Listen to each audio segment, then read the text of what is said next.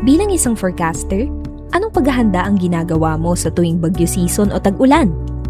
I make sure na tama ang impormasyon at warnings na nare-receive ng mga tao. Sinisigurado ko na maintindihan ng ating mga kababayan yung mga forecast na inilalabas natin sa Pag-asa. Closely monitoring kami, lalong-lalo na sa mga major river basin, also yung mga principal river basin, lalo na kapag tumataas na yung mga level ng tubig sa mga kailugan, dulot nga ng mga malalakas na pag-ulan. Taon-taon nakakaranas tayo ng malalakas na bagyo at matinding pag-uulan sa Pilipinas. Kaakibat nito ang malalang epekto ng pagbaha at pagkasira ng mga kabuhayan. Dahil dito, mas kailangan palawigin ang pagbibigay ng kaalaman sa mga Pilipino tungkol sa bagyo at baha upang laging maging handa at ligtas sa maaaring panganib na dulot nito.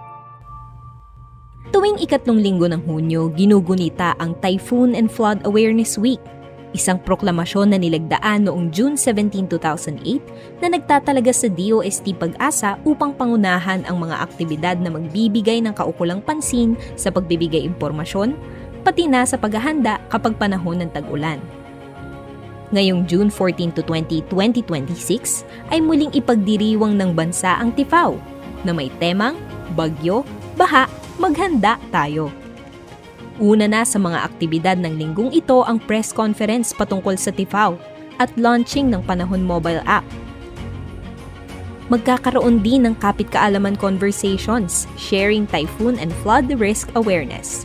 Isang aktibidad na magbibigay kaalaman tungkol sa typhoon and flood hazards, early warning systems, at siyensya sa likod ng Pag-asa forecasts, kasama ang iba't ibang mga ahensya. At may community-based typhoon and flood preparedness activities din tulad ng Maagap o Maagang Aksyon at Akmang Gawin ayon sa Panahon Seminar na makakatulong sa paghahanda ng mga LGU at DRRMO sa kanilang mga nasasakupan.